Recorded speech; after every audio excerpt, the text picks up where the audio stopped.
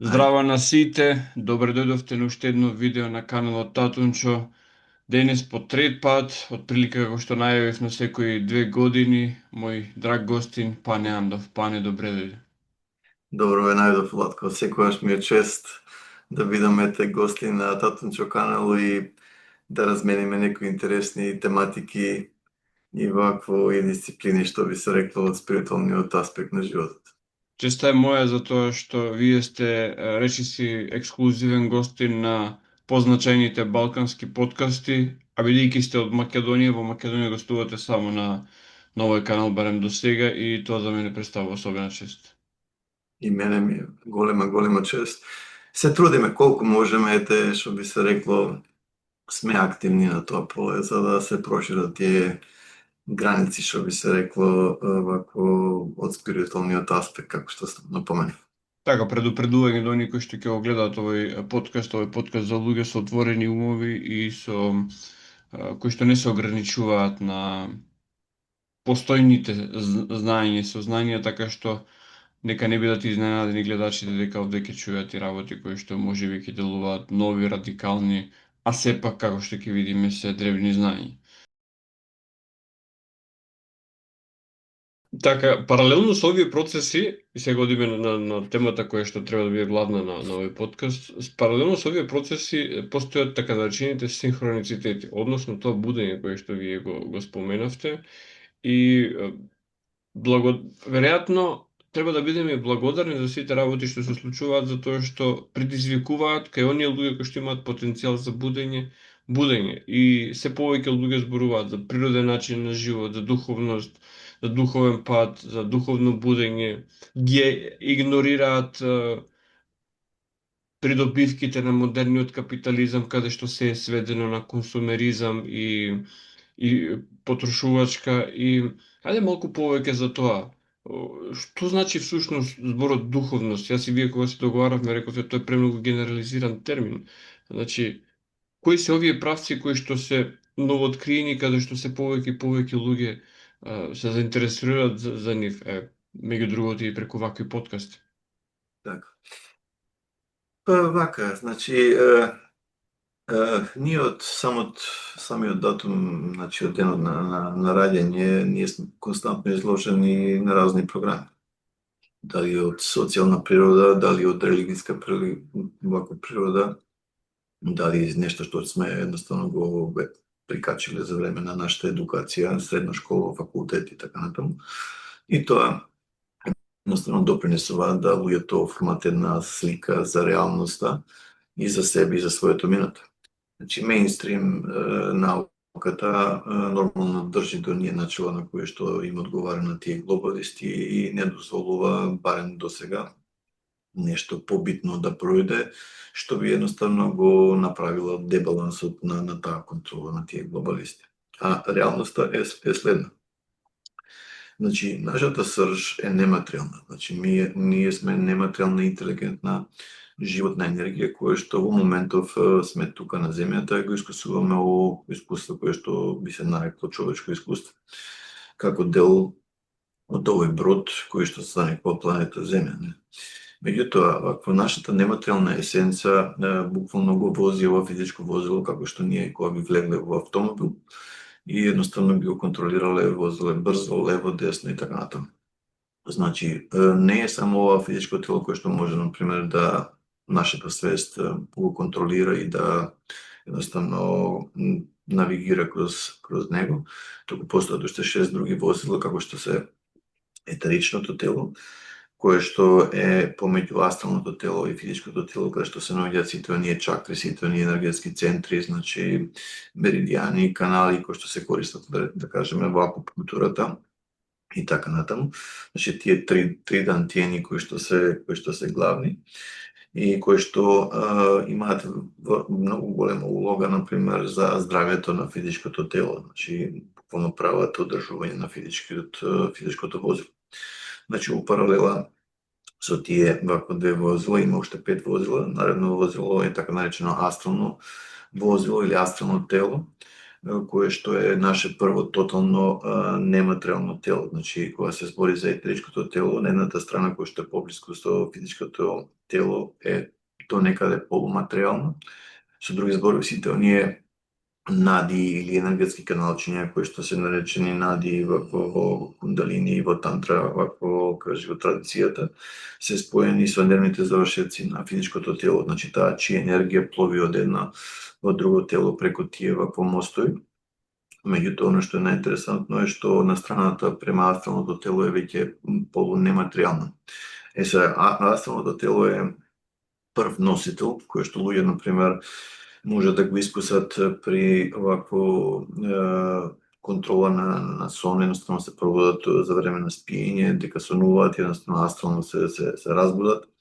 При парализа, например, на спиење, каде што ќе се разбудат во текот на ноќ и не можат физички да се померат, меѓутоа нешто се случи и астралното тело го напушти физичкото, едноставно може да се види тоа физичко тело како лежи доле, или не да Боже за време на сообраќајка, каде што астралното тело е испумпано надвор, може да го види телото, автомобилот што е или па на операциона сала. Значи, искуства блиски до смртта и така натаму.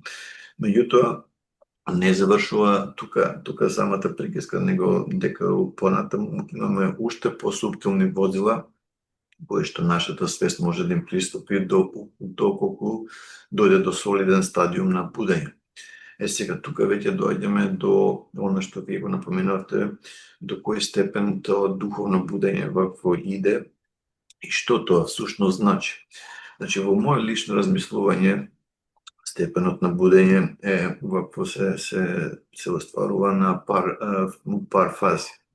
Значи, првата фаза е да се свати дека ние не сме вакво физички тело, дека ова се само возила и сето она што го гледаме во оваа физичка реалност е само дел од таа физичка реалност. Меѓутоа, нашата есенца, која што е нематеријална животна енергија, од нематеријална природа, значи може да има други реалности или да пристапи до други реалности.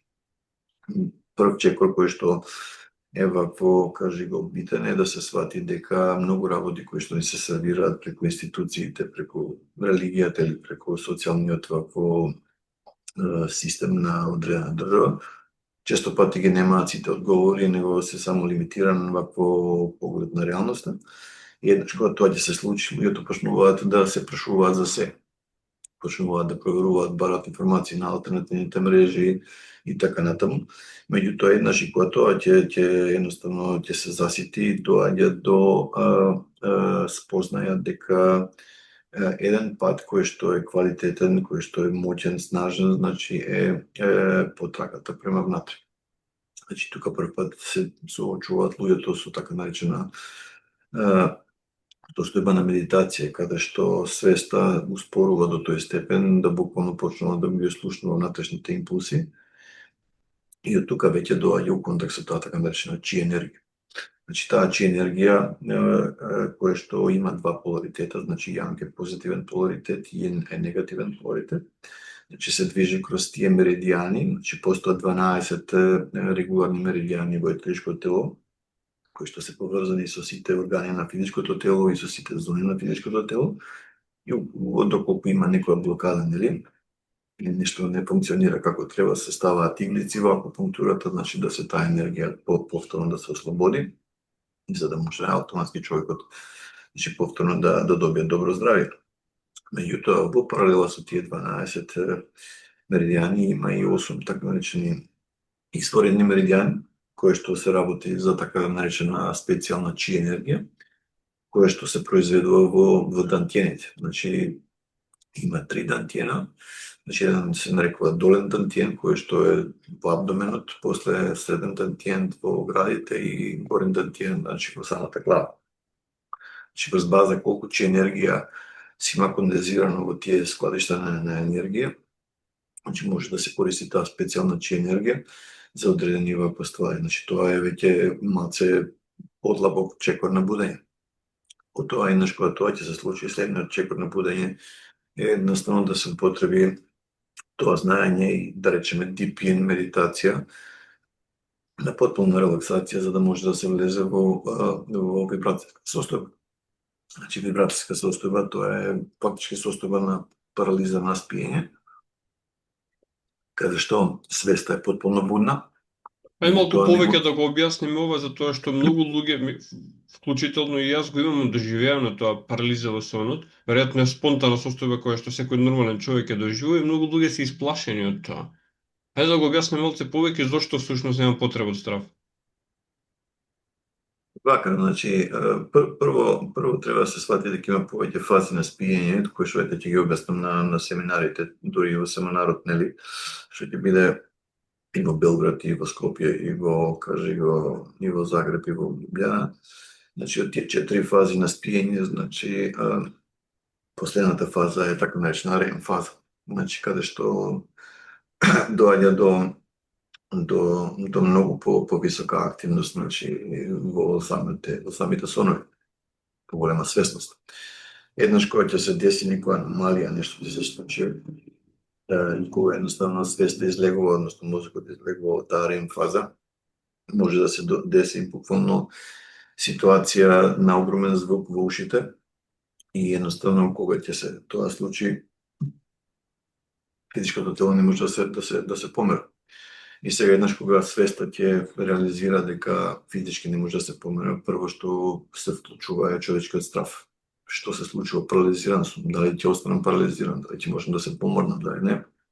И што еднаш стравот почнува, например, да циркулира наоколу, што би се рекло, обично самото искуство е непријатно. Почнуваат да се гледаат сенки, почнуваат ова, она да се гледа. Меѓутоа, реалноста е многу едноставна.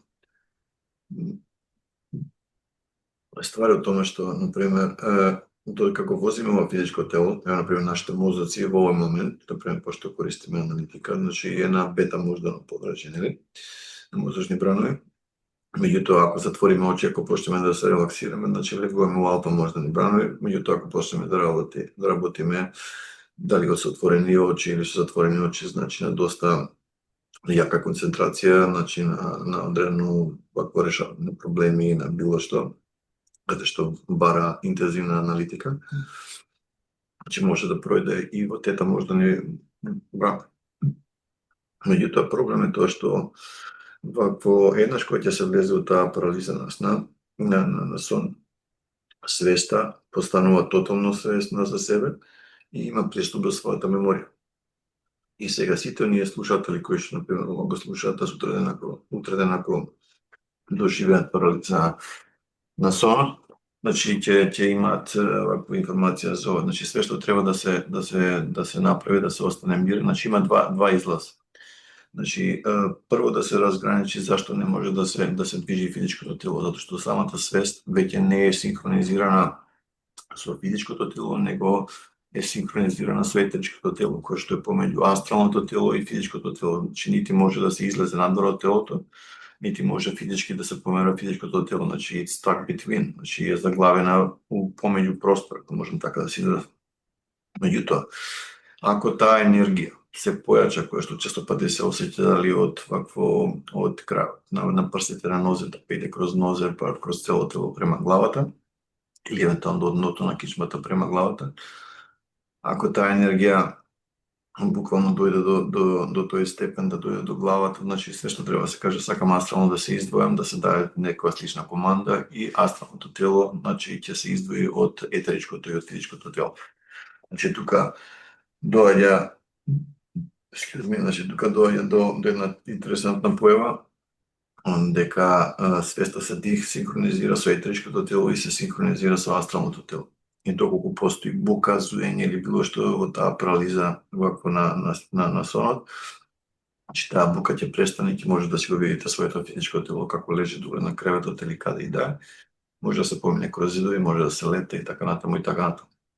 Значи, кога сме во контекст на процесот на будење, тоа е еден чекор понапред, каде што веќе нашата свест добива пристап, например, до астралното тело, меѓутоа после доаѓаат вакво соочување со орбови, со род, со вакво други плазмоидни творевини кои што ги контролира интелигенција која што постои во самиот астрален план. Тука веќе доаѓаме на нов чаптер, на нов план на екзистенција. Меѓутоа, доколку се успее, например, да се пристапи на уште едно тело кое што е посуптилно до само светлешкото тело, значи тоа се може буквално да се преземе, значи со други зборови, вакво мој мислење, значи само процес на будење е да нашата свест пристапи до своите духовни потенцијали, како чи енергија и тие работи, кои нормално ќе донесе и до телепатија, и до телекинеза, и до други работи. Меѓутоа, да се добие пристап и до етеричкото тело и до астралното тело, да се деше доколку можеме понатака. Некако тоа се работи со длабока медитација, со часови. Некој пат треба време едноставно да се пројдеме за околу тоа прашање, значи повторно ќе кажам, значи ова лето повторно ќе дојдам на Балкан и ќе одржам 4 семинари каде што ќе објаснам тоа во поголеми детали како што тоа функционира. Така, сега, предпоставам многу луѓе ќе се запрашаат, бидејќи и интернетот и сите оние кои што се интересираат за ова е преплавен, значи интернетот со вакви информации, а тоа е опасности при астрална проекција. Значи, предпоставам дека како и физичкиот свет и тој свет има и добронамерни ентитети и злонамерни ентитети, или, еве, зборувајќи со религиозниот вокабулар, предпоставам дека има и демонски и ангелски ентитети. Каква форма на претходна заштита треба да се направи, или кои се начините на заштита при астрална проекција? Интересно прашање во секој случај. Значи, едно е јасно, значи, многу има аномалии, многу има разни, како што рековте и вие, значи, разни информации кои што може да се најдат по интернет. Значи, едно е јасно. Што се случува? Одите на спиење, затворите очи, blackout, бенг, астралното тело веќе надвор. Значи, 3 фази. Позната фаза е Rapid Eye Movement, значи кој што се повторува 4 до 6 пати во текот на ноќта во зависност колку долго се спие. И сега, астралното тело веќе е во самиот астрал секоја ноќ. Ако требаше нешто да го изеде човекот, што би се рекло, ќе го изедеше за 100 пати. Значи секоја ноќ додека се спие, астралното тело е веќе во астралниот план. Единствено нешто што вакво е тоа што е битно да се каже, е тоа дека вакво не е свесно за своето присуство во самиот астрал. Меѓутоа, доколку особата или свеста е обучена да може да ги примети тие аномалии во самиот сон или било што нешто што ќе направи реалити чек, да почне да се прашува, чекај, ова е сон, јас сонувам. Едноставно дојде до промена на перцепција и на перцепцијата на самата илузија што ние нарекуваме вакво живо сон. Може астрално да се пробуди на тоа место. Значи, јас сум во овие води преку 35 години, значи со јадници и астрални искуства и јадници студенти широм светот кои што едноставно идат астрално и ден денеска се уште тука. Грото луѓе кои што не ги разбираат овие работи, одма прво што им доаѓа, чекате, има многу демони во астралниот свет, кои што еднаш кога ќе стапите во астралниот свет, одма ќе не запоседнат, одма ќе не ова, ќе не она. Кои се тешки глупости, значи 98%, ја не кажувам дека не постои паранормални искуства, постојат, али тоа е екстремно мал процент. Кога ќе се види колку луѓе гинат при сообраќајни несреќи широм светот, колку луѓе гинат од средба со ајкули, колку луѓе гинат од фрлање со подобрани и многу други, да не ги набројувам се работи, колку луѓе имаат умрено во спиење, тоа е многу помалку процент него што тие работи се случуваат во нашето секојдневие. Значи тоа ни кажува дека во грото случаеви, значи апсолутно се работи за нешто друго.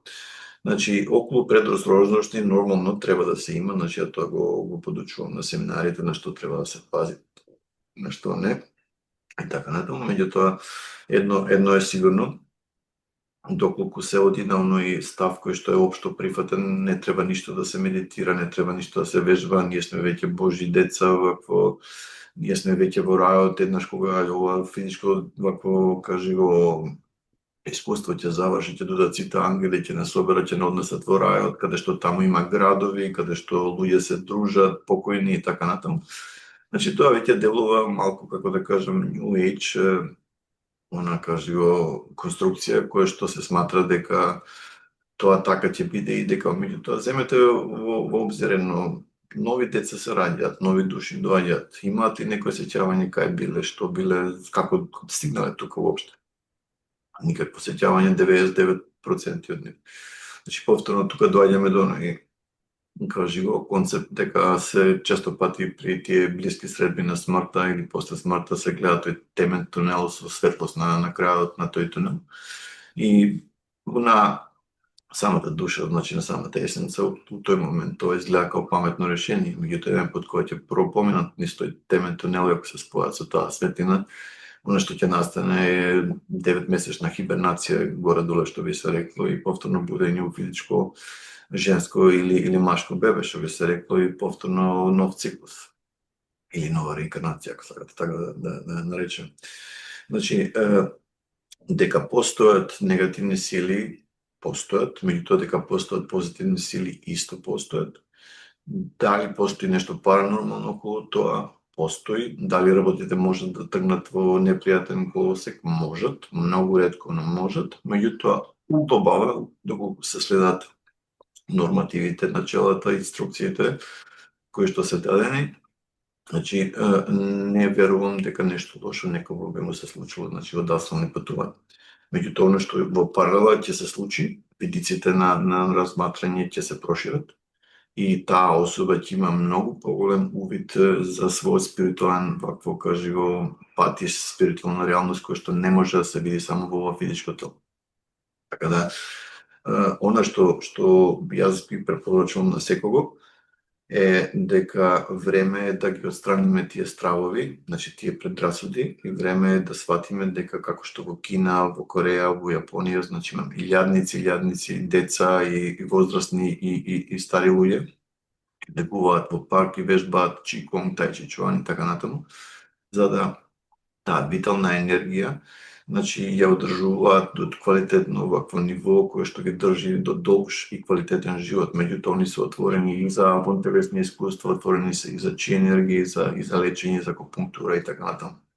Меѓутоа, како што кажав, она што мене лично ме радува е тоа што процентот на луѓе кои што се будат расте секојдневно, така да работиме на тоа колку што можеме. Значи, само да зацрстам тоа прашање, Владко, што ми го поставивте. Не мислам дека ќе дојде до никакви контакти со демони, ниту тоа што сад понекогаш може да се деси она што би се нарекло на alien abductions, меѓутоа ако тоа се деси, тоа и без астрална проекција и со астрална проекција ќе се деси. Значи, одреден број на луѓе имаат контакти со некои воземски цивилизации кои што некои се позитивни, некои не се. Имаат различните искуства, меѓутоа грото од непријатни искуства со астралот се случуваат при феноменот така наречен на парализа на спиење или парализа на сон, затоа што во моментот кога свеста ќе се разбуди, дека е свесна, меѓутоа не може физички да се помера и постои звук во ушите и енергија која што се осети, дали доаѓа преку нозете или преку дното на кичмата према горе, прво што доаѓа е страв, паника. Парализиран сум, дали ќе останам вечно парализиран, и се употребува секој атом на расположлива енергија за да се човек вакво повторно врати нормално физичкото тело, да може да се помера, да вика, вакво да збори и така натаму. Меѓутоа, во процесот, додека стои таа паника, значи е активна, тогаш се дешаваат тие некои незгодни, негативни искуства, перцепции и така натаму, што повторно, значи, се дел од тие орбови што се наоколу, кои што преку валес начин, што би се рекло, проектираат вакво одредени халуцинации или визуални холограми, како да се изразиме. Сега обично луѓето ви кажале како било општо било можно. Па земете, на пример, ставите инфраред камера у својата спална. Нека едноставно снима само на инфраред спектрум. Значи, ќе дојдете во собата, на физичко ниво ништо не се гледа, меѓутоа ако погледнете у камерата, гледате дека од време на време доаѓаат некои роц, некои орбови, некои плазмоидни форми и така натаму. Некои брзо пројдат и заминат, некои остануваат во собата подолго, а некои па едноставно лепдат над главите или над телата на луѓето кои што спијат во тие соби. Со други зборови, често пати, значи, ево да кажеме сте заспале во 11:30, 12 полноќ, вашето астрално тело излетало некои 100, 200, 500 метри од вашиот стан или од вашата куќа кај да е, меѓутоа не е свесно за околината, меѓутоа во собата се појавува еден или два орба кои што блинкираат, значи пулсираат, видливи на камерата и сега, например, преку wireless конекција, значи можат буквално да направат одредени холограми кои што луѓето ги нарекуваат сонови, каде што буквално астралното тело не перцепира тачно таа локација каде што е, например, покрај реката Вардар, Скопје или било каде, него перцепира некои пештери, некои ходници, некои згради каде што нешто ги брка, па они бегаат и така натаму. Значи воопшто несвесни, додека у реалноста некој астрални патник како излета и ако ги видите нивното астрално тело лебди на пар стотини метра или километар, два или многу далеко како и да е. Значи меѓутоа тотално несвесно за околината која што реално се наоѓа у самиот во астрал. Значи астралниот план е буквално прв план што би се рекло што е вакво синтезиран. Значи доаѓа прво физичкиот план, па етерички план кој што е едноставно симбиоза, значи граница измеѓу астралот и самиот физикус, кој што е поблиску до физичкиот свет, значи полуматеријален и поблиску до астралниот свет, полунематеријален, а астралниот свет е прв нематеријален вакво план на екзистенција каде што свеста може да екзистира, меѓутоа за да се движи потребно и е вакво, кажи го, астрално тело за да може да се движи кроз тој медиум. Ако сакате, така да астралната проекција е нешто фасцинантно, каде што можеме да испаднеме од нашето физичко тело, значи да одиме на места каде што никад физички не може да отидеме, да летаме, да правиме кое што е пак у својство на entertainment, што би се рекло првите 6 месеци, година и пол. Меѓутоа, како што поише и поише искуство се добива, тука веќе самата тоа искуство и правец на истражување оди во друга насока, каде што веќе се прашуваат реални вакво прашање, чекај што се случува, кои се овие светлини и така натаму. И тука веќе доаѓа до уште поголемо разбирање за реалноста односно за скриената реалност која сме дела, која што веќе повеќето од нас не се свесни. Зошто за овие теми класичната религија, особено големите монотеистички религии имаат голем отпор и ги класифицираат како секташтво, како сатанизам, како опасни работи, а ете, вие ништо од ова опасно не нагласивте, напротив, зборуваме за будење, значи за интроспекција, за откривање на себе си, не за откривање на некој таму чудесен свет надвор од нас.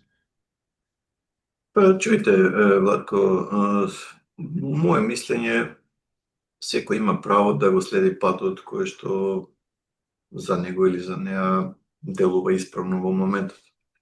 Секој од луѓето е на различен степен на разбуденост и ќе треба време кај некој малку подолго да се продат кроз тие лекции, за да се тоа искуство асимилира, да се научи, за да се едноставно дојде до реален процес на будење. Кај други тоа ќе трае многу пократко, од зависност по кој пат тргнале. Значи, самата религијска основа е буквално, мислам сега да не навлегуваме предалеку од тоа, ако веќе идеме код тие тајни општества, Ватикан што прави позади сцена и така натаму, гледаме дека грото од тие религијски институции се само со една сврка, едноставно за експлоатација и за контрола на широките маси, народни маси. Додека у реалноста едноставно не нудат никакви конкретни решенија нити смерници што понатаму. Нормално, секогаш е добро да се биде позитивен, значи да се биде искрен, да се прави добро, да се помогне на сите колку што е можно. Значи, апсолутно по мене, да би се следиле сите религии, едноставно едно правило е сасвим доволно. Не ми го прави оно што јас не би сакал, тоа што ти не би сакал, јас да ти го направам. Значи, доколку се следи тоа искуство, значи тој закон, тој начало или правило, да се изразам подобро, значи јас мислам дека се следат сите, например, начала на сите религии на свет. Меѓутоа, тоа делува до одреден степен. Меѓутоа, за да се дојде до некој процес на будење на кој што веќе разговаравме, потребна е култивизација. Значи, потребно е вежбање на себе, значи години например, на медитација, значи на пранајама, на дишење, на вонтелесни искуства, значи каде што таа енергија ќе се појача до тој степен, каде што можеме да се помогнеме на нас и на другите до голем степен.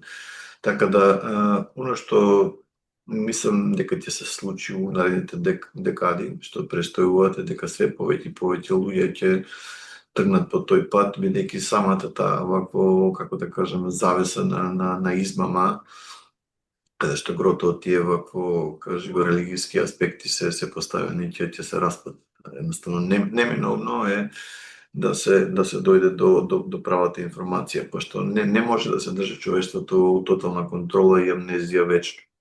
Значи, процесот веќе е тргнат, така да, повторно ќе кажам, ја немам ништо против никого, значи секој има право да си го следи патот кој што сматра дека е негов или нејзин. Меѓутоа, моја лична перспектива, моје лично мислење е дека доколку во срцето е чистина и љубов, значи добронамерност кон себе и кон сите битија универзумот, и доколку упорно се работи, ја не гледам ништо лошо во тоа. Рековте дека при процесот на смрт се случува поминување низ тој темен тунел и на некој начин се случува бришење на меморијата. И кога се инкарнираме повторно, доаѓаме како еден вид на табула раза. А истовремено споменавте сеќавање на минати животи. Како всушност настанува тоа сеќавање на минати животи и дали всушност тајната на стекнување на се поголема и поголема мудрост, затоа што јас многу пати велам, сето она што ќе го научиме во текот на животот, само ја замислувам можноста да се почне од почеток, ама со сето акумулирано искуство. Значи, како би функционирало ова сеќавање на минати живот и всушност зошто се прави бришење на меморијата кај новите инкарнации? Вака, значи, одлично прашање, Владко. Она што можам јас да го констатирам е следно. Значи, што се однесува до бришење на меморијата е дел од тој манипулативен процес, на жалост, кој што тие негативни, вако, кажи го, воземски цивилизации го користат како би таа едноставно манипулација врз човештвото продолжила понатаму. Со тоа што, например, се губи целото сеќавање на претходните информации, значи се ствара конфузија, например, кај таа животна енергија или тој дух или душа, како сака да ја наречеме, кој ќе се роди во ново вакво, кажи го, човечко тело, значи во бебе, што би се рекло, ќе пројде од машки или од женски поларитет нормално. Значи, и почнува све од ново. Значи, патот на спознавање, оке, што е ова, оке, ова е трева, што е ова, оке, ова е зид, што е ова, значи, повторно се проваѓаат низ работи кои што веќе се асимилирани, веќе се научени, меѓутоа, додека дојде, например, до нешто реално, очигледно, нешто што е вредно, ќе помине или многу време, или никад нема да дојде. Често пати луѓето ќе застранат само во спорт, само во музика, само во скари, во јадење, во веселби, во журки и така натаму, или едноставно потрага по пари или ова или она. И ретко, например, патот пак ќе се усклади према она што било претходно, доколку е бил. Сега, оно што рековте како може да се деси до сеќавање на прошлите животи. Значи, два начина се, еден кој што е ефективен, тоа е хипнотичка регресија, значи каде што луѓето идат нели кај хипнотерапеути кои што имаат искуство во овој тип на дејност, каде што, например, самата особа се носи во транс и се обидува, например, свеста да се сети она што е запишено во самата генетска меморија. Меѓутоа, друг тип на информација која што може да се добие е преку процесот на будење, особено преку креација на едно поле кој што се нарекува активација на цвет на животот, аурично поле, каде што се активираат енергии, значи, кои што се екстремно јаки во самото енергетско поле на човекот, и евентуално тоа донесува до појава на така наречен point of singularity или точка на сингуларност, ако сакате, каде што самата свест почнува да добива визии од нематеријална природа, и процент од тие визии многу често знае да биде на блицеви од прошлите инкарнации. Кај сме биле, што сме правеле, што била наша преокупација, дали нешто се случило што треба да исправиме или што е наша цел и така натаму. Така да, колку повеќе доаѓа до активирање на таа внатрешна енергија, толку повеќе самата свест може да искуси такви искуства, као блицови од ова. Иначе, самиот тој тунел е издизајниран последните 4000 години, како што веќе напоменав, за време на последниот конфликт, со самата цел да се држи самото човечанство во процес на тотална амнезија. Се некој би прашувал зашто би некој кој што е толку напреден уопште тоа се мачал да го прави. Од прост пример. Например, луѓето често пати ги злоупотребуваат животните, ги јадат, ги масакрираат и така натаму, прават фарми, и така натаму, каде што без никаква согласност на тие животни се злоупотребуваат тие животни. На исти начин, тие раси кои што се наоколу го злоупотребуваат човечкиот род без да биде свесен за тоа на многу начини, а со тоа што ќе се држи во самиот процес на ниска интелигенција, на разбирање на правата реалност што се дел, тоа многу лесно им успева. Така да, оно што е интересантно е тоа што процесот на будење веќе после 4000 години полека почиња да зема замав.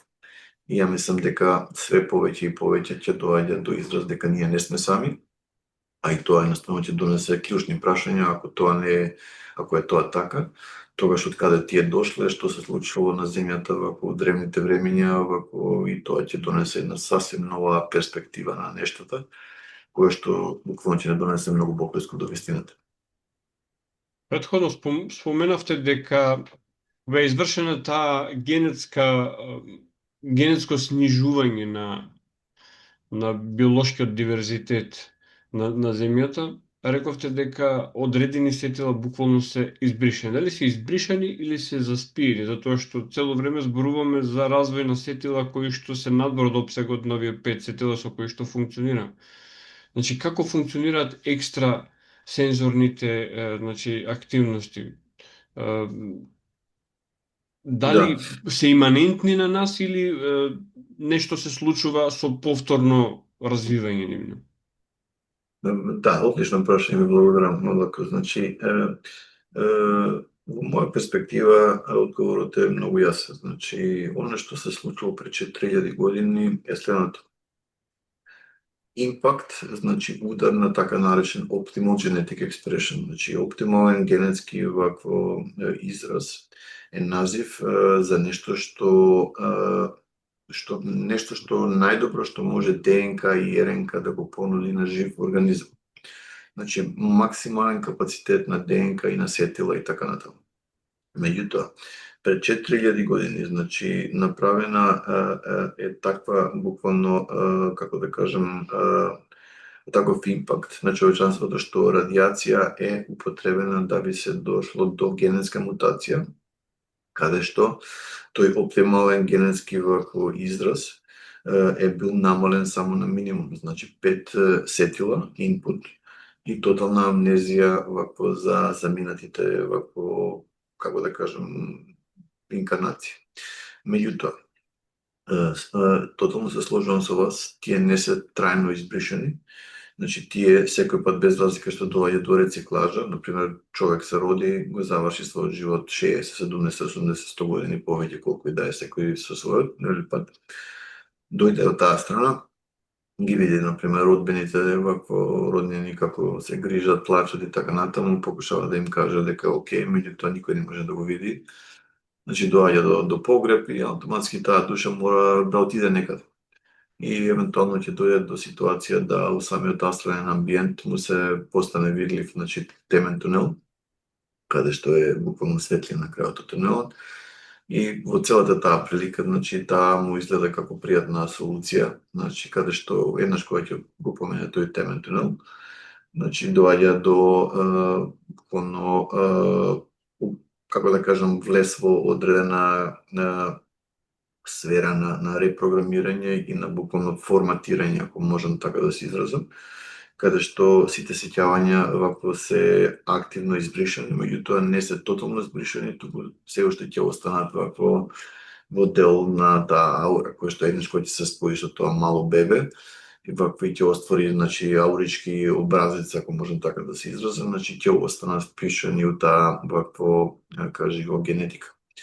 Значи, оно што е многу битно да се разбере е дека како што самата таа внатрешна сила ќе почне да се буди, дали преку медитација, дали преку чикунг, дали преку тајчи, дали преку йога пранајама, што и да се едноставно да се тргне, ако се, например, стигне до солидни резултати. Значи, све повеќе и повеќе тие вакво, кажи го, сетила ќе се појачаат и ќе се појави едноставно функционирање на така наречено шесто сетило. Значи, шестото сетило е врзано со горниот дантиен, и со таа така наречена кристална палата. Значи, можеби за да луѓето разберат малце повеќе, во самиот мозок, значи, постојат 4 шуплини. Значи, 2 шуплини се наречени lateral ventricles, значи латерални вакви као шуплини, каде што таа кичмена мождина се оригинално произведува. После имаме една трета шуплина која што е поврзана за епифизата, хепифизата, таламусот и хипоталамусот, и една четврта шуплина која што е врзана за кичмениот столб. Кроз сите тие, значи, кружи вакво, кажи го, таа енергија што би се рекло циркулира. Меѓутоа, оно што е најбитно е тоа дека во самата пинеална жлезда постојат кристали, дека еднаш кога ќе почне да се употребува правилна пранајама или, например, преку Шаолин традицијата, значи и таоистичка традиција, значи така наречена микрокосмичка орбита, каде што на прав начин, например, се употребува дишењето и да се придвижи таа кичмена мождина на многу побрз начин. Еднаш кога ќе дојде, например, до самиот мозок, прави по автоматизам, значи промена на притисокот во самиот мозок. Доколку се знае што понатаму како се задржи, вако кажи го, самиот здив, која концентрација да се направи, каде пресинг да се направи, доаѓа до активирање, до осцилација на тие микрокристали во самата вакво епифиза, во пинеалната жлезда. И автоматски штом тоа се деси, значи тоа вибрирање значи се воспоставуваат правите односи, значи хормонални и неуротрансмитерски односи, значи во самиот мозок, и доаѓа до појава на диметилтриптамин или DMT, биохемиски вакво компаунд.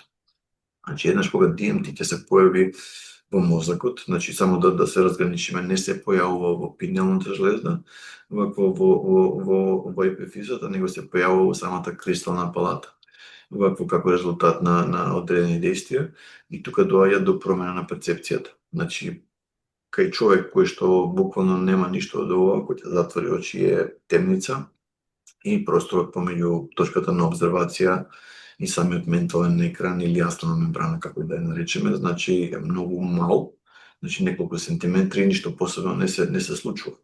Меѓутоа, ако под некој услов, значи се научи правилното дишење, правилното како користење на таа чи енергија, значи доаѓа до промена на притисок во интеркраниалниот регион на мозокот, и потоа во самата кристална палата, значи се прави промена од нормална перцепција во екстрасензорна перцепција, каде што се активира таа астрална мембрана или тој ментален екран, и почнеме да добиваме визии. Некој пат ќе можеме да гледаме со затворени очи така натаму. Значи, со други зборови, се активира едно ново чуло, кое што пред тоа не било возможно преку тие 5 основни чула. Па како понатаму се иде, например, кажи го, со други работи, со телекинеза, например, со левитација, со астрална проекција, значи тоа има екстра перформанси кои што допунски доаѓаат, да кажеме, вакво до израз еднаш кога таа внатрешна енергија ќе се покрене. Значи, еднаш кога ќе се покрене, потенцијалите се неограничени. Све во зависност кој каде сака да иде и колку сака да постигне. Кај некои луѓе тоа е природно, родени се со тие дарби, ако сакате, и се тие така ги наречеме под наводници паранормални искуства и способности, секако што од време на раѓање, меѓутоа после 12, 13, 14 години како таа особа расте, 90% вакви случаеви, таа енергија и тие способности се намалуваат и во одредена фаза на животот буквално ќе се угасат комплетно, доколку не се работи вакво константна пракса како чикунг, како тајчи, како пранајама, значи комбинација помеѓу боролачки вештини и чи енергија, значи акумулирање и развивање на таа чи енергија. Значи сето тоа ќе биде објаснето во на многу ефективен начин, значи на семинарот во Скопје, кој што ќе биде одржан во Хотел Континентал 18 јули. Така да каде што луѓето ќе им буквално објаснам на кој начин треба да се влезе во медитација, на што треба да се концентрираат, како треба да се дише и така натаму, за да нешто што треба можеби години и години пракса се сведе на некој, да кажеме, релативен временски период, да би ги стигнали ефективно. Значи, со други зборови, ако се работи погрешна пракса, може да трае и години, а ништо да не се постигне. Меѓутоа, ако се работат правите техники, ефективни вакви техники, доаѓа до реални резултати за одредено брзо време. Значи, во зависност што тачно значи се работи. Значи, прво е да се оформат тие дантиени, пошто човекот не се раѓа со дантиени, се раѓа со мембрани.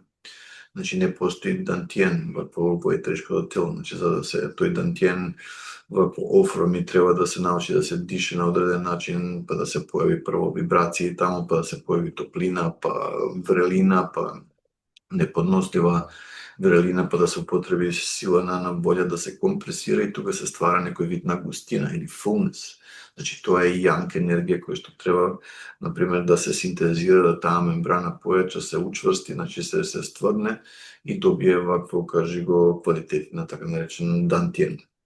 Значи, дантиен од старокинески е превод на Ocean of Energy или океан на енергија, кој што може да прими скоро бескрајен бескрајно количество на чи енергија внатре, значи она што шаолините војни, например, и вакво, кажи го, монаси го прават, например, ќе направат покрет на дишење и ова ќе дојде до долниот дантиен, ќе излечат таа густина, ќе наместат, например, до вратот и, например, други монаси со копија или со едно или со две-три копија покушаваат буквално да го пробијат тој монах со врвот на тоа копје, меѓутоа шпицот на копјето не може да пројде поради тоа што таа чи енергија, например, таа густина не дозволува вакво да пројде низ кожата. Еднаш кога они ќе ги трнат копјата, значи монахот повторно прави движење со рацете и дишење и ја враќа таа густина, значи во тој долен дантиен кој што е сторич, значи, како да кажем, буквално место каде што се држи таа чи енергија. Сите тие работи ќе бидат објаснети како се вежба и како да се стигне јасно на проекција, значи ефективно при спиење или од буквално нулта позиција, како се тотално будна состојба, да се влезе во многу длабока релаксација и потоа во транс и после да се искористи, например, таа фреквенција во мозокот и да се влезе во вибрацијска состојба и оттаму да се напушти физичкото тело под потполна војна. Значи, друга работа која што треба исто да се знае тоа дека еднаш кога астралното тело ќе го напушти физичкото тело, значи времето кое што свесно може да остане лимитирано, обично 15 секунди, минута, 2-3, затоа што постои вакво нешто во самиот астрал кое што е од нематеријална природа, кое што треба да се направат одредени чекори за да може да се остане таму уште подолго. Колку подолго се остане таму, толку повеќе имаме увид што се дешава од таа страна на реалноста, ако сакате. Значи, тука не збориме за New Age фантазии, него збориме за нешто фасцинантно, нешто што е реално, што може, например, одреден број на луѓе да го изведат. И колку повише, например, колку повеќе е поголем е тој број на тие луѓе кои што се способни тоа да го направат, толку повеќе тие информации ќе го служат, ќе едноставно ќе дојдеме ситуација да на помладите генерации оставиме некои квалитетни информации кои што они понатаму ќе го продолжат тој процес на будење на уште по-добро и по-квалитетно ниво. Мала, да речеме, сугестија за луѓето кои што ќе имаат деца кои што го имаат тој природен талент, или луѓе кои што кај себе го гледаат тој природен талент, да не го потиснуваат, да не го сметаат како проклество, туку како вистински благослов на кој што треба да се работи. Апсолутно, апсолутно. Како што рековме, значи се во зависност кој како, каде се родил, какви програми на какви програми бил изложен и едноставно такви сваќања има и секога дете ќе се роди у таква фамилија, некои ќе го усмерат у позитивен правец, со тоа ќе се развие и ќе биде сасвим окей. За други едноставно тоа ќе биде проклество, што би се рекло, и ќе гледа да го угушат колку може. Така да, тотално се сложувам со вас, треба да се даде шанса и ако не се способни луѓето да се справат со самото тоа, да побараат адекватна помош од луѓе кои што го практицираат, имаат познавање во тие вештини, во тие тематики, но да го усмерат тоа дете што се рекла во прав смер. Болестите и лекувањето се една вечна тема.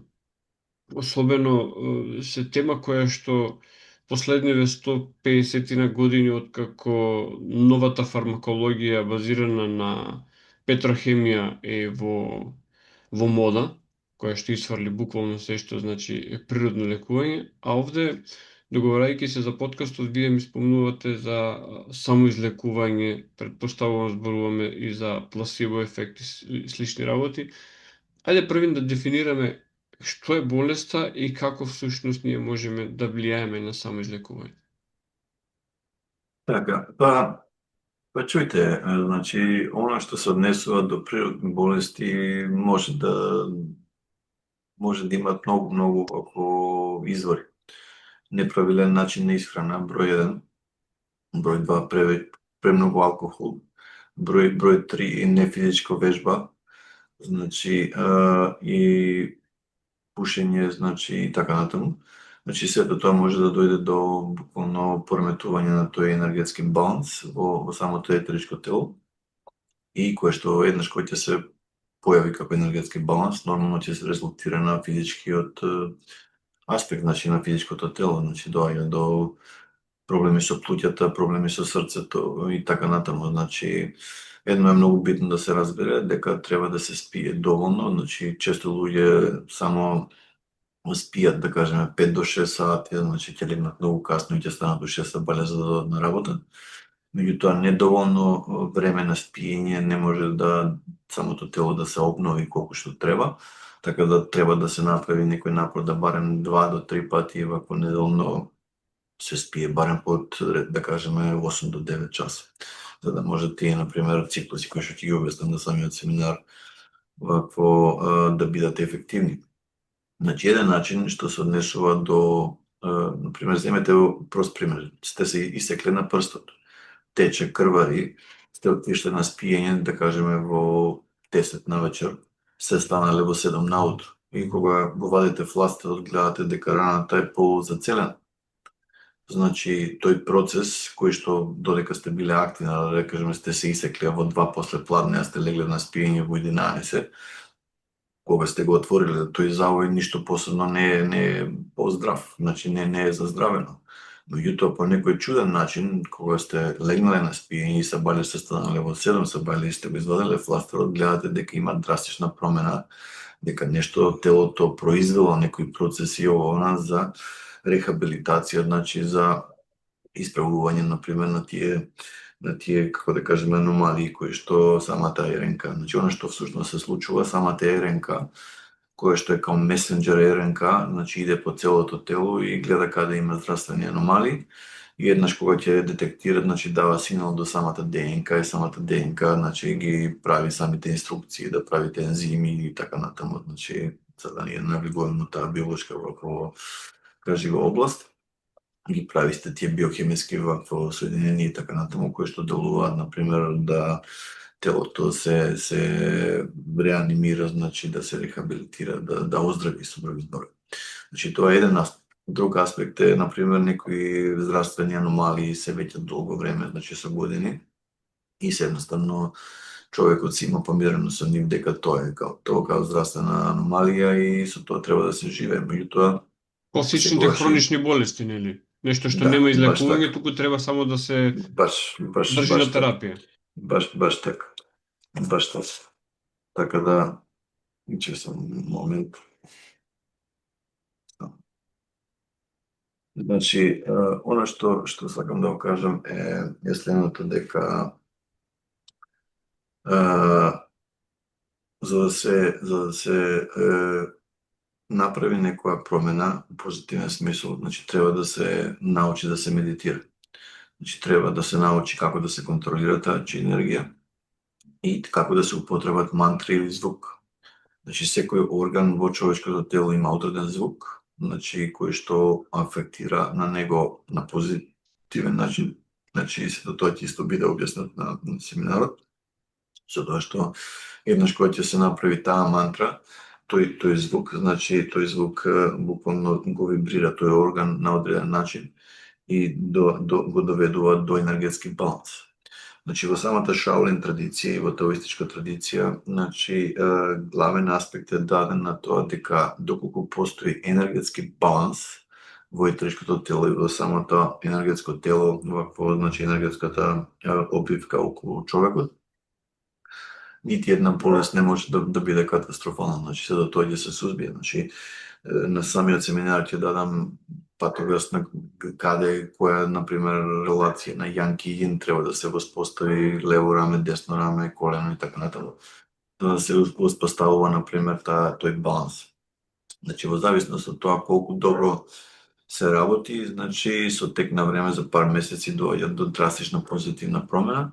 Меѓутоа, едно е исто сигурно, доколку не постои некоја трајна ваква физичка аномалија, значи, одењето во теретана барем 2 пати неделно, барем за помладите луѓе е вакво строго препорашливо, пошто во Шаолин храмовите, мислам, доста голем аспект е поставен на тие физички вежби и едноставно challenges, што би се рекло, предизвици кои што физичкото тело ги има. Значи, со други зборови, физичкото тело за да може да ја произведе таа специјална чи, вакво која што би можела да се движи код тие низ тие вакво 8 вакво изванредни меридијани и да евентуално донесе до здравствено лекување, е многу битна.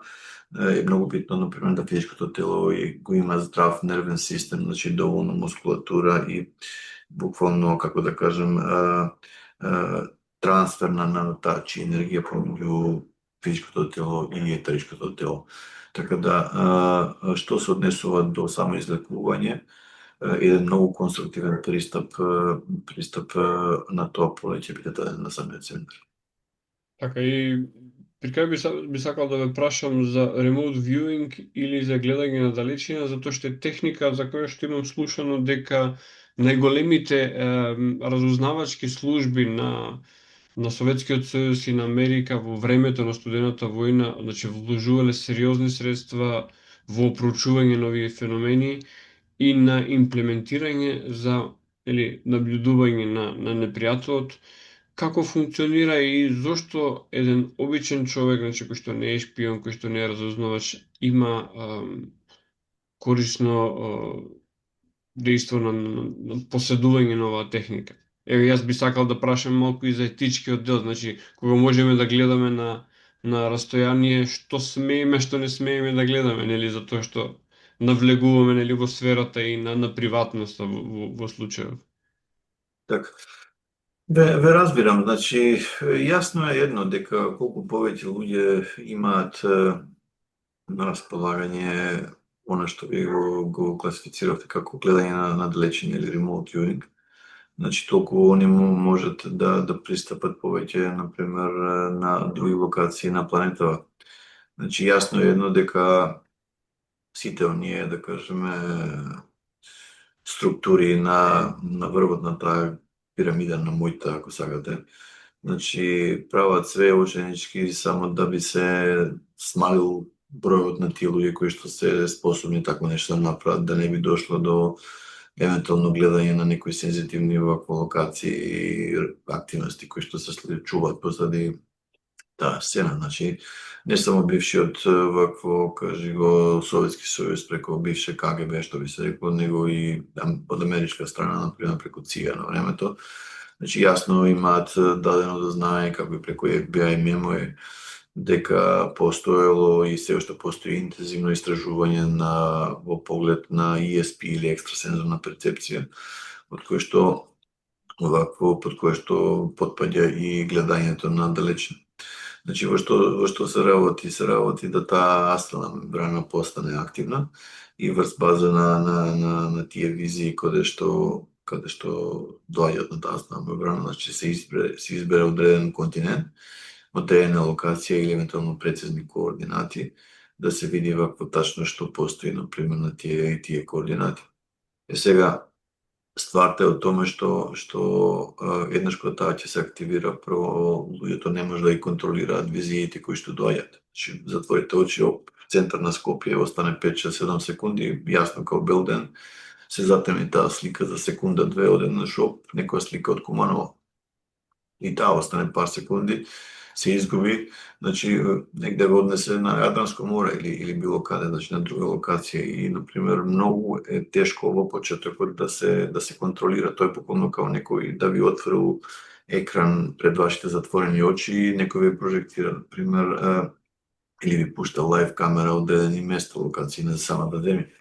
Меѓутоа, ако се направат одредени протоколи кои што ќе ги објасниме, значи на семинарите, вако може да се направи промена на тоа, на random vision, што би се рекло, него да се едноставно добие инпут, визуален инпут од места кои што сакаме да ги наблюдуваме. И сега нормално самата тајна вакво, односно Длабока држава веќе експериментира со тоа веќе долго време и да не навлегуваме у тоа предлабоко, меѓутоа, јасно, се сложим со вас, постојат организации кои што се дел од тие тајни проекти, кои што работат интензивно на наблюдување на локации, например, у други држави и така натаму преку процесот на ремонтирање.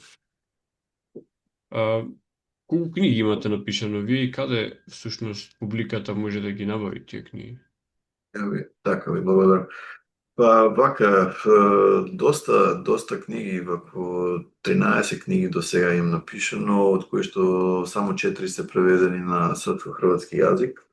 Значи една се нарекува Изузетне мочи у људима, каде што имам објаснето нешто околу своите астрални искуства и контакт со неземјански цивилизации, ако сакате, која што е доста интересантна. Втора книга која што исто би сакал да ја покажам на гледачите се вика Димензионалне капие, која што е тотален прирачник за астрална проекција, значи од АДШ што им треба да би вакво некој кој што сака на пример да ја тренира таа вештина, вакво може да ги употреби тие напастви. Потоа будење клучно во земските вакво пораки. Има доста информации, например, за искуства со НЛО и така натаму, значи за други цивилизации во сончевиот систем. Меѓутоа, најбитно е доста има за правиот феномен за кругови во жито. И оно што е најбитно, инструкции, значи за правење на така наречена цвет на живота во лично поле. Значи, каде што све е објаснето вакво чекор по чекор, како се тоа, например, се функционира, тоа исто и ќе го повежбаме и на самите семинари. И четвртата ваква книга се вика Будење на внатрешната сила, кој што е исто практичен приручник, значи за длабока медитација, за работа со енергетски меридијани, значи за чија енергија и така натаму. Кој што фасцинантна, значи книгата може да се книгите може да се нарачаат преку psionic.course@gmail.com. Значи во овој момент само почитуваниот Милан Марич од Зајачар од Србија ги праќа книгите на Балкан.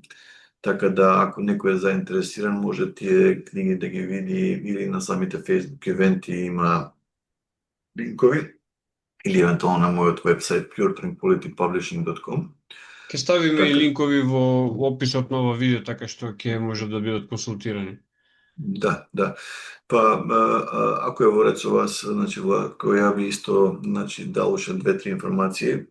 Значи, што се однесува, благодарам, значи, за семинарот во Скопје, значи, тој ќе се одржи на 18 јули во хотел Континентал во Скопје. Значи, ќе бидат покриени теми како прогресивна медитација, значи, гледање на далечина, чија енергија, астрална проекција, самоисцелување, значи активација на цвет на животот во лично поле и сето тоа во контекст на духовна трансформација на живото битие. Значи програмот ќе биде од 8:30 за Бајле до негде околу вакво 5 часот после пладне. Така да целодневен програм, каде што веќе доста луѓе се пријавија, меѓутоа капацитетот на салата има само 50 на луѓе за овој тип на семинари, пошто ќе работиме и со длабоки, значи каде што се лежи во јога нидра позиција, каде што буквално ќе се тренираат, например, состојби кои што треба да се вежбат за постигање на астрална проекција. Така да секој оној кој што е заинтересиран, значи на Facebook може да ме побара, да испрати порака или евентуално може на самиот Facebook да побара, значи духовна трансформација Пане Андов и ќе излезе како настан, како ивент на Facebook и преку тој ивент има цела вакво сите податоци и информации се таму ако сака никој да резервира. Така да се надевам ова е четврти семинар кој што го работам на Балкан, значи во текот на годините, значи направив 3 семинара секоја година поред, па направив една пауза, така ова е четврти. И нормално како и секој друг, значи за сите оние луѓе кои што ме следат и кои што ги вежбаат овие техники и вештини и така натаму.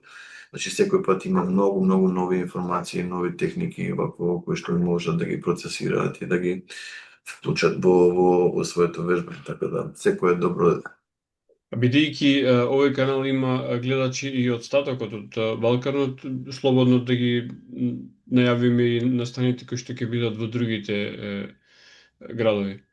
Така, значи во Белград ќе биде 27 јуни, значи во Белград Сити хотел, исто целодневен програм, потоа следниот ќе биде во Љубљана 5-7, значи 5 јули, во хотел Шератон, вакво Four Points во Љубљана и вакво уште еден семинар ќе се одржи во Загреб 12 јули во Хотел Интернешнл во Загреб, каде што вакво веќе има скоро 90 луѓе кои што се пријавени, така да голем интерес за овие техники, за овие вештини што ви се рекло, како и прошлите години, голем број на доктори, на луѓе кои што работат со борилачки вештини веќе долго време, инструктори по јога и така натаму, кои што доаѓаат дете да размениме искуства и така натаму. Така да за секој оној кој што го интересираат овие области, мислам програмот е солидно спакуван и вакво визуелно и практично што би се рекло. Значи ќе добијат многу информации и теоретски и практично вежбање кое што може едноставно ако малце потребат време и труд да им го промени животот на многу поконструктивен и позитивен начин. Па јас ви благодарам за ова гостување и се надевам дека ќе имам уште многу вакви гостувања. Во меѓувреме ви посакувам среќа и успех во она што го работите. Ви благодарам, Владко, да сте жив и здрав. Секогаш ми е чест и се надевам да сме живи и здрави до некоја друга прилика. Поздрав. Поздрав.